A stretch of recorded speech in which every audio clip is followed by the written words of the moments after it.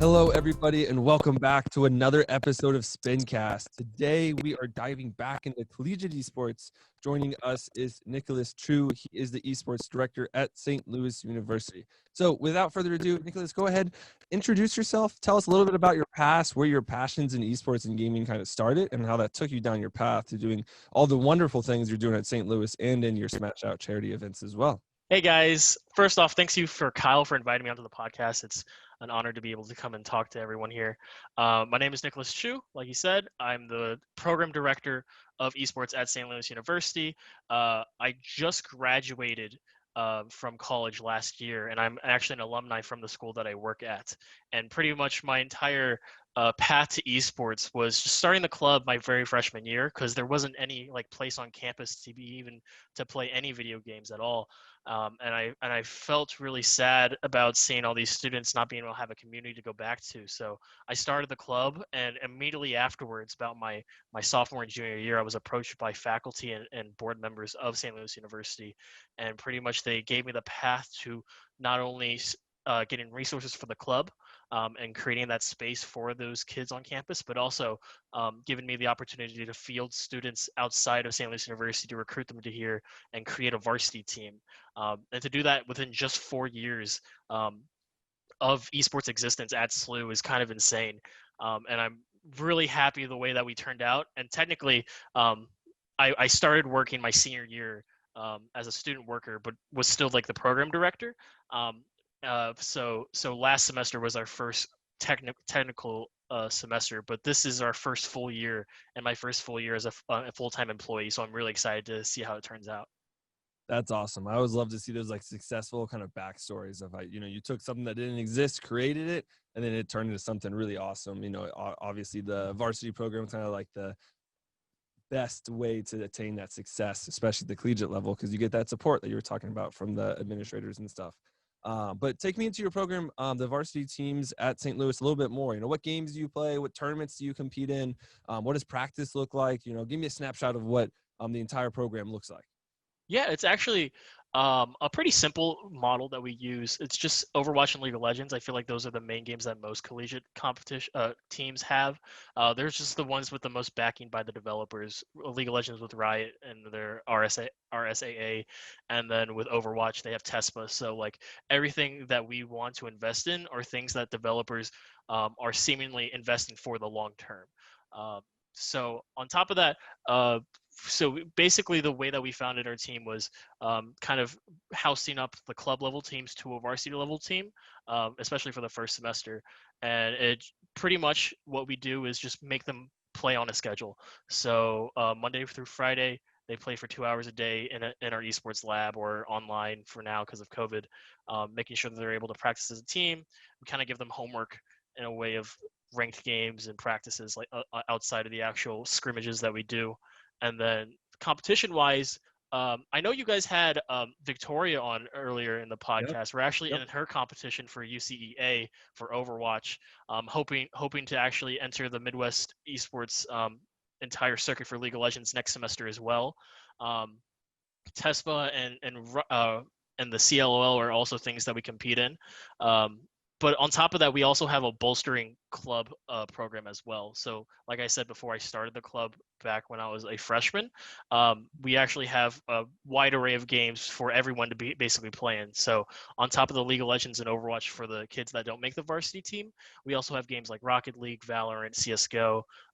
Smash is actually a big thing because I was originally a Smash player. So it's kind of has a soft spot in my heart. So I always try to give them extra resources and everything. But pretty much I want to give every single game, at least that has a competitive setting in collegiate, the opportunity to play even if they don't have a varsity scholarship or something. Yeah, absolutely. I think that's the best thing about esports. We provide so many opportunities for the students to become more involved. And that's awesome to see and awesome to hear about. What I do always love to dive into a little deeper is the sense of community, right? And you touch on it there about, having these having the club sports or the club esports side and the varsity esports side. So take me through, why you think that's so important to have the club available for the kids that might not be the best of the best to compete in the varsity level, but they still want an avenue to play and still want a platform. So take me through, why it's important for you to have both at St. Louis. It's huge. Simply because I see a lot of these really good varsity programs, and the biggest issue is that there's just no interaction, or it's just really hard to interact with like the best of the best. It's not like you're going to be able to play if you're a bronze player in League of Legends or something. You're not going to be able to play against like a challenger player. It's just kind of hard. It's just not feasible. Giving those players who still love the game, who might even want to explore different opportunities other than just playing it in esports, but giving them like a realm or like a platform to be able to compete in is like super important because it gives that sense of community. And I feel like that's what's lost a lot of the time. It's kind of a stereotype within video gamers that they just kind of stay in their room all day and not talk to anyone. But the whole point of especially a collegiate community is kind of make them get out of that comfort zone, allow them to talk to these kids, meet kids on campus, play with people who have the same passion. Because esports is that medium that brings people who would never interact with each other in the first place together, and that's why it's so important to have, especially collegiate esports, to have a club that is able to give them those opportunities. Yeah, absolutely. I think that's, one of the things that every community and everywhere needs to like pay a little more attention to, especially at the younger ages of having these platforms for these communities. Cause like you said, that's that stereotype that video gamers are always alone in a dark room on their computer. But in reality, every single program I've seen at the collegiate level, high school level, professional level, as soon as there's a platform available for those players to like pursue, whether it's to compete or just hang out and have friends and have fun playing a Smash tournament or whatever, then it's just instantaneously they're completely involved. So seeing it in practice at St. Louis is absolutely awesome. You touched on it a little bit ago, on the recruiting aspect of how you get new players in. So take me through kind of what your recruiting process is right now, to get, to find those high school talent players to continue to grow your team so you can remain competitive. Because as we all know, in college, everyone graduates eventually, right? Hopefully 4 years. That's Hopefully. what the professors say, right? 4 years, not 5, not 6. But, take me through kind of your process of how you try to find the good fit kind of players for your teams and program. Yeah, so I think the hardest about collegiate esports is really sometimes there's no divisions within esports yet. It's not like division 1 schools, division 2 schools. Pretty much everyone's kind of in a mix of everything. So it kind of comes down to like a kind of a rank differential for a lot of these schools. Like if you have a full challenger set of players or like a full grandmaster players for Overwatch only has like bronze players. So recruiting is kind of absolutely necessary. It's a little bit easier, I think, than a lot of other sports, simply because everything's just like there. You can just kind of look up what their statistics are. Everyone has a leaderboard and everything like that.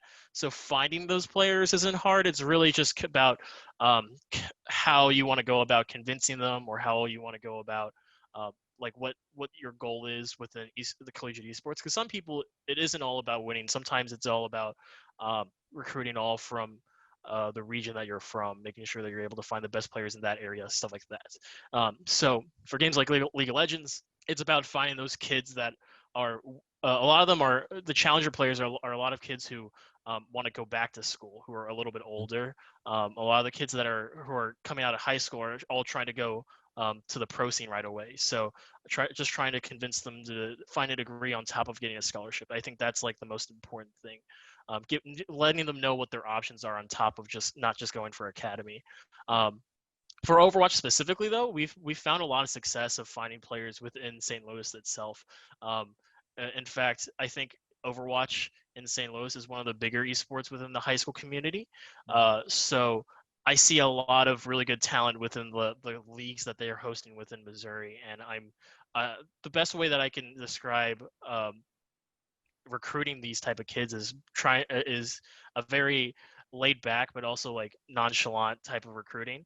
I'm a young kid too. Like I just graduated college, so I like to make sure that these kids understand that I know exactly where they're where they're at, because I was just there.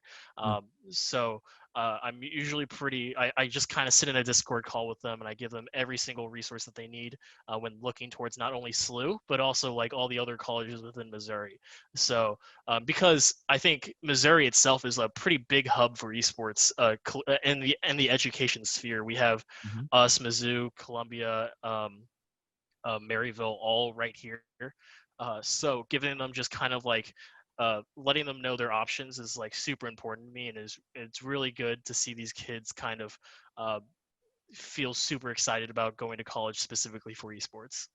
Yeah, absolutely. And like you were saying earlier, there's so much, they get so much more potential and opportunities out of it, right? A lot of people don't realize that, like, the chance of going pro is really, really small. Even if you make it into Challenger or that, tier 2 league right underneath the pro league, whatever it's denominated, it has a different name in every game. But, go to college, get that degree, right? Because then you have something that you attain that you can use in the professional workforce that, can still apply to esports, right? The esports jobs are growing every year more so than any other industry. So I absolutely love to see that and hear that, and also the kind of inclusivity of how all the surrounding universities, because that's something that's so everyone kind of does it, is like everyone just wants to see that success for that student, right? It doesn't matter if they come to my college, as long as they make it to college, then like we've succeeded as a group, right? Mm-hmm. So that's awesome.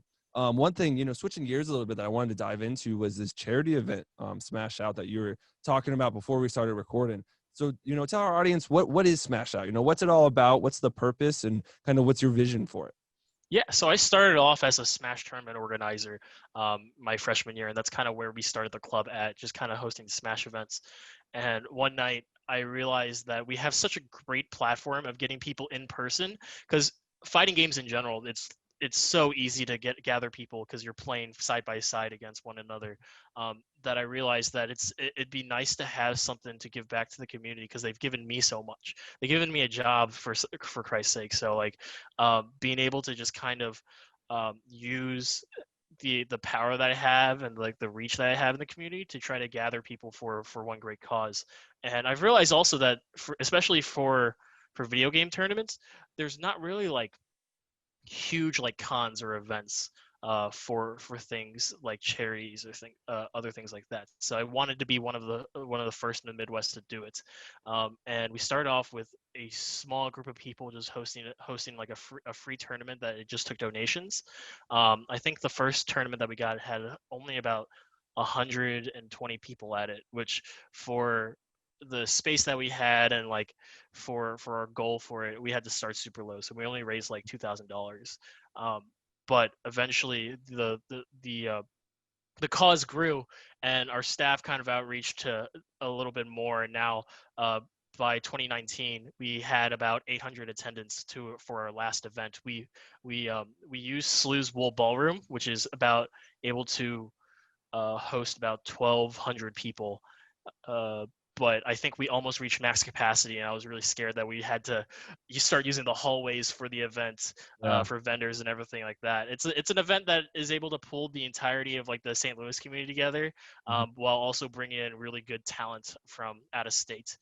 We had people fly in from New York, Chicago, Philadelphia, California, just for this event, and it was we ranked tiers within Smash by how big the event was, and we reached B tier status. So like the S tiers and A tiers are like the major events. So being able to even get close to that, I think we were only like 100 people off for an A tier event. So we were super excited and super happy with the results. And sadly, this year's event is going to have to be online. Yeah. But I'm really looking forward to expand the event even more, because I think a lot of people are really down to support a good cause. Yeah, I always love to see the charity events because it kind of does a lot for esports.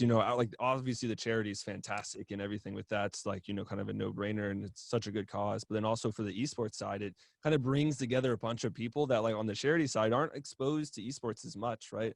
And then also the competitive players. So everyone kind of gets, the scene kind of grows is my entire point. You bring in people that aren't necessarily as comfortable or as knowledgeable in the space, and they're like, wow, this is actually fantastic. The community supports all these great causes. Let's do more with it. And I think that's a plus for the charity, obviously, and plus for in esports as well as the industry continues to grow, and all that kind of great stuff.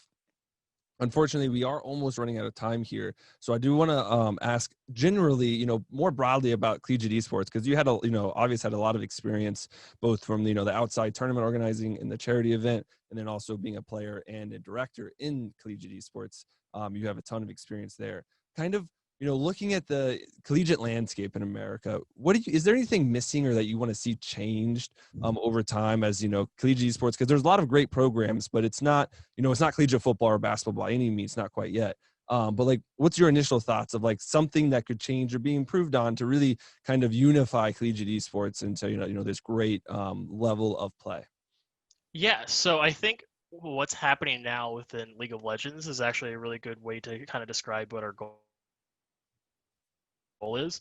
Um, that kind of fosters collegiate esports because there's so many third-party organizations that are trying to start events and everything like that. People are trying to get a piece of the pie, pretty much, Mm-hmm. but there's no big one really that can give us like the standard of what a collegiate organization is, what a collegiate team is, what a proper like lab is. But things like Riot, what they're trying to do is kind of um, take it under their control, trying to make it so that the developers are directly involved into it, and they are setting the standard for what third-party events can be. So they have a rule about like what are you able to call your events, how much money you're able to offer events, and I think that's such a good step in the right direction because they're trying to create that standard. Not everyone can run an event now. Everyone has to kind of go through like the process of getting approved. I think it's a really good step. And another thing is they're trying to take um, academy, which is they're kind of like right under pro. Mm-hmm. They're funding for that and resources for that, and they're putting it into a lot of collegiate and amateur leagues that they're creating right now.